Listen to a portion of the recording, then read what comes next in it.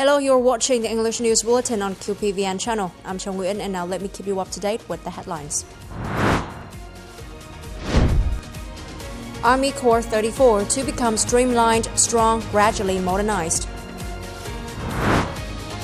All you need to know about the Vietnam International Defense Expo 2024. Ha Long Bay, 30-year journey of a World Heritage Site.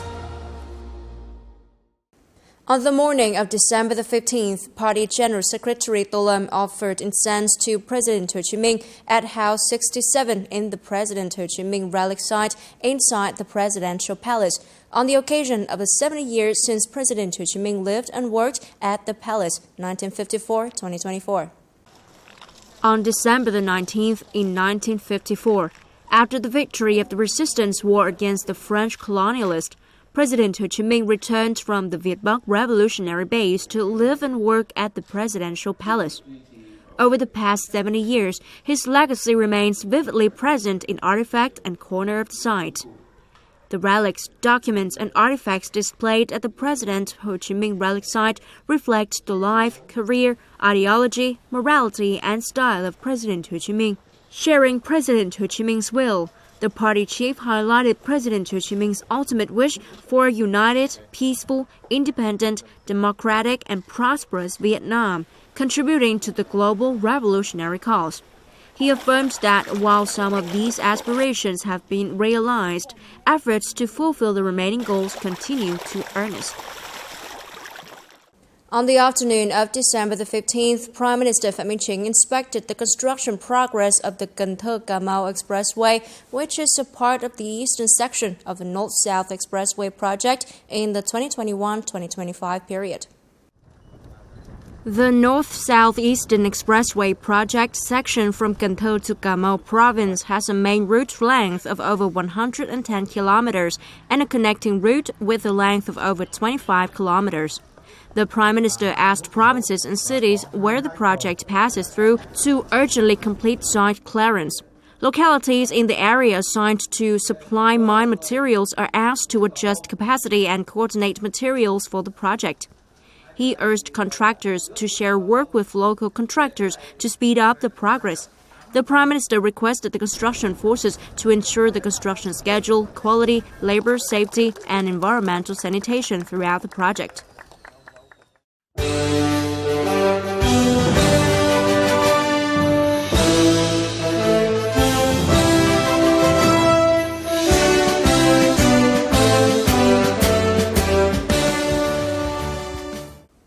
A ceremony to announce the decision to establish Army Corps 34 took place on December the 15th in Gia Lai Province. Army Corps 34, the main strategic mobile unit, will be developed into a streamlined, strong, gradually modernized unit. General Phan Văn Giang, Minister of National Defense, attended the ceremony. At the ceremony, Army Corps 3 and Army Corps 4 were announced to be dissolved, and the decision to establish Army Corps 34 was declared. On behalf of the Central Military Commission and the Ministry of National Defense, General Phan Văn Giang presented the Victory Military Flag to Army Corps 34. Speaking at the ceremony, the minister emphasized that the establishment of Army Corps 34 is a major policy, an event of great significance marking the maturity and development of the Vietnam People's Army, a step to concretize the resolution of the 13th Party Congress on building a revolutionary, regular, highly skilled, and gradually modernized military with a number of military forces advancing straight to modernity. Faced with the new mission requirements, Minister Phan Văn Giang emphasized that Army Corps 34 is organized in the direction of a streamlined, strong, gradually modernized unit with a larger scale and greater mandates, equipped with various types of modern material. The Defense Minister asked Army Corps 34 to build a truly pure and strong party committee while paying due attention to building a contingent of officers and staff with sharp political morale, flexibility in grasping and handling the situations.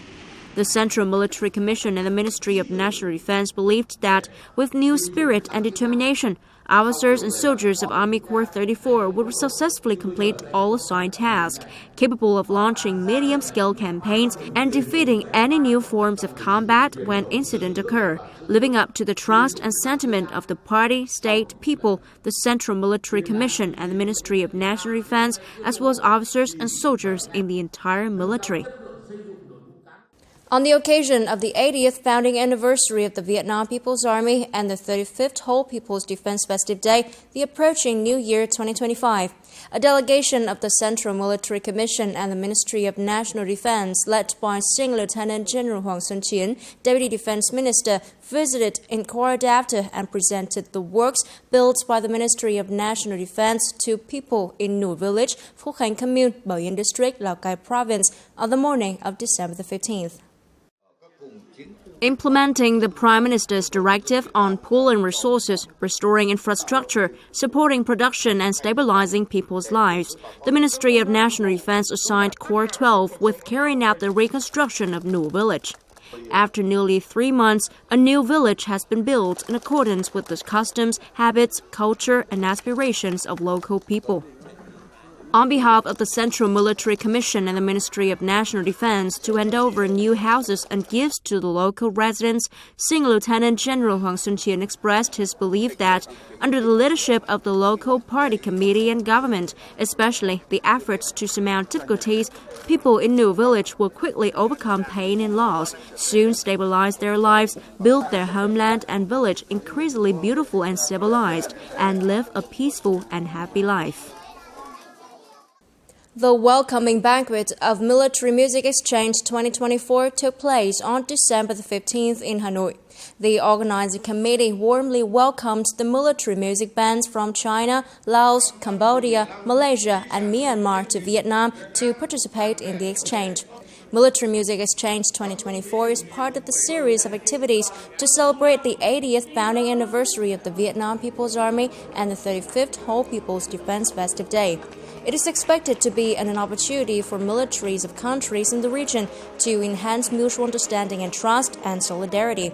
Within the framework of the exchange, the military music bands will perform on stage and go on street parade in the opening ceremony, which will be broadcast live on QPVN channel, spreading the message of militaries promoting cooperation and solidarity for peace, security, prosperity of countries in the spirit of music connects friendship. There are just 3 days left until the Vietnam International Defense Expo 2024 takes place at Gia Lâm Airport, Hanoi.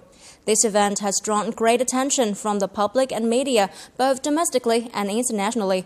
Let's discover the highlights of this year's expo. With over 100,000 square meters, the 2024 expo is twice as large as in 2022. More than 240 units and enterprises from over 30 countries have registered 433 booths, an increase of 208 compared to the previous edition.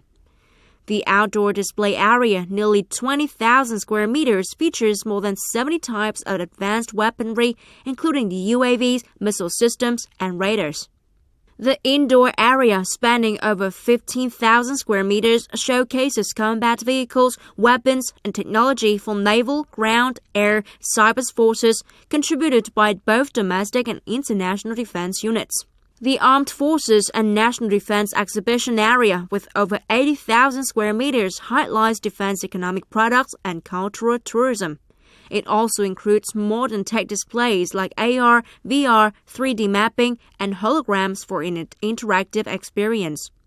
The Vietnamese cultural space offers unique art performances, cultural displays, and interactive activities featuring traditional folk arts and light sculpture. With the larger scale, the diversity and quantity of weapons, equipment, and dual-use products have increased significantly. Smart technologies have also been introduced to ensure smooth visitors' access. We hope everyone will enjoy these new highlights. At 9 a.m. on December the 19th, 2024, the opening ceremony will feature an impressive program involving over 2,000 officers and soldiers from the Vietnam People's Army. The event will include aerial display by the Air Force, performances by the commando troops, service dogs, and other meticulously prepared showcases, delivering the exhibition key messages. The expo reaffirms Vietnam's consistent foreign policy of peace, cooperation, and proactive international integration, promoting national interest while leveraging both internal and external strength. From 1:30 p.m. on December the 21st to 3 p.m. on December the 22nd, 2024, the exhibition will be open to the public free of charge. Coming up next, Vietnam's garment textile exports reached $44 billion. Ha Long Bay 30-year journey of a World Heritage Site. According to the Vietnam Textile and Apparel Association, in 2024, Vietnam's garment textile export value has reached $44 billion, up 11% compared to 2023. Meanwhile, garment textile import turnover is estimated at $25 billion, up 14%, resulting in a trade surplus of $19 billion. In the context of fluctuating shipping costs, slow trade recovery, and a decline in global investment, the Vietnamese garment textile industry has maintained a fairly strong growth. In 2025, the entire industry aims to reach an export turnover of about $48 billion. The industry is predicted to have a more abundant order volume compared to 2024. The 9th National Congress of the Vietnam Youth Union, the 2024-2029 tenure, will take place from December the 17th to the 18th. It is an important political event for the youth, a day of solidarity for all patriotic youngsters, marking a new step in the development of the union and the youth movement. Let's look back on the bright spots of the Vietnamese Youth Union in the last tenure. Super Typhoon Yagi has passed, leaving behind grief and loss for the people of the North Vietnam, especially those in the mountainous province of Lào Cai. However, in the midst of disasters, miracles have been seen, not thanks to miracles, but thanks to the quick and decisive response of the young man Ma Seou Chu, who is also the village head. During and after the natural disaster, Ma Seou Chu always accompanies the local people and authorities to quickly stabilize life.